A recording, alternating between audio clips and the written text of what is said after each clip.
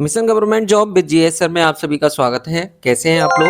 आशा करता हूँ आप सभी अच्छे से होंगे, खुशहाल होंगे।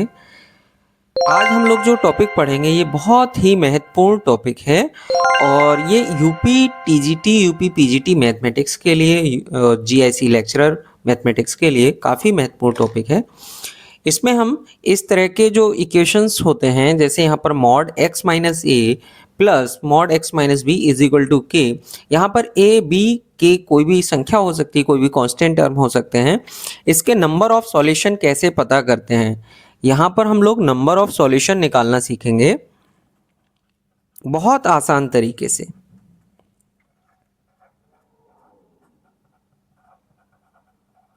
नंबर ऑफ सॉल्यूशंस कैसे पता किया जाता है ये जानना सीखेंगे। इसके लिए सबसे पहले जो क्रिटिकल पॉइंट्स होते हैं वो हम लिख लेते हैं। जैसे यहाँ पर x माइनस ए दिया है तो इसका मतलब एक क्रिटिकल पॉइंट a हो गया और दूसरा x माइनस बी है तो इसका मतलब क्रिटिकल पॉइंट b हो गया। अब आप सबसे पहले a और b के बीच की दूरी निकालेंगे तो a b की बीच की दूरी मान लेते हैं, दूरी जो है वो d है। और दूरी कैसे निकाला जाता है? Modulus of a minus B. इस तरह से इनके बीच की दूरी निकाल लेते हैं। ये यहाँ से दूरी, अब इस दूरी की हम लोग इस के से कंपेयर करते हैं। अब जैसे यहाँ पर केस वन, पहला केस क्या है कि मान लो कि जो डी है वो छोटा है के से, यानी कि उनके बीच की जो दूरी है वो के से कम आती है। तो ऐसी कंडीशन में देयर आर टू सॉल्यूशंस, ये कह सकते हैं आप, दो सॉल्यूशंस यहाँ पॉसिबल होंगे। केस टू, यानी कि हलों की संख्या कितनी होगी? दो। अब अगर d जो है वो एग्जैक्ट k के इक्वल है तो यहां पर there are an infinite number of solutions.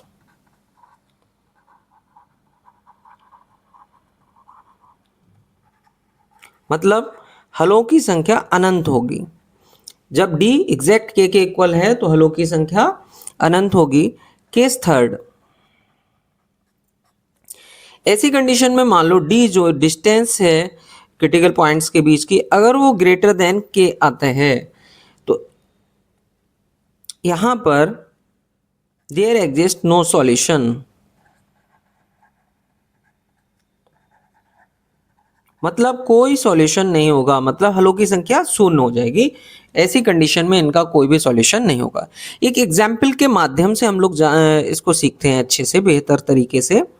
यहाँ पर ये तीन ही केस पॉसिबल हैं और एक चीज ये समझ लीजिए, जैसे देयर आर टू सॉल्यूशंस, तो ये सॉल्यूशन होंगे क्या?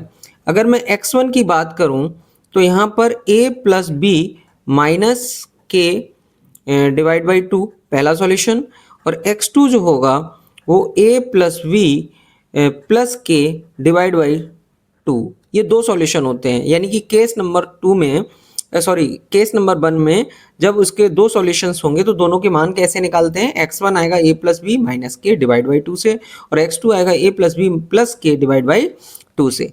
यहाँ पर एक इक्वेशन हम लोग ले लेते हैं। जैसे कि मान लो हमारे पास इक्वेशन दिया गया है x minus one plus x plus four is equal to 7।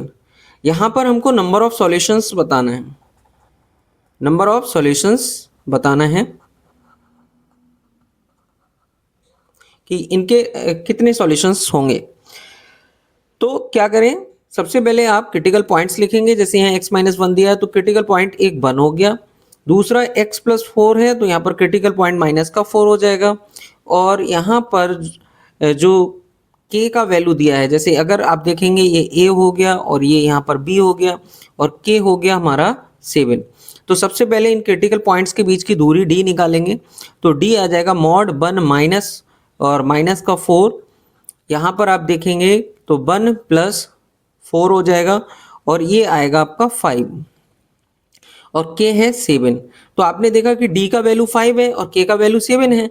तो यहाँ पर जो d है वो लेस देन है 7 से। d यानी कि जो 5 है वो लेस देन है 7 से। d का वैल्यू 5 था और k का वैल्यू 7 था तो ये कम है। That is D is less than के।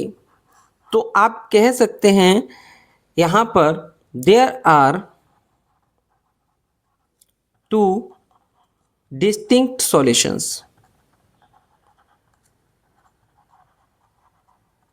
दो सॉल्यूशंस एग्जिस्ट करेंगे और अगर हम उनका मान निकालें तो कितना मान आएगा।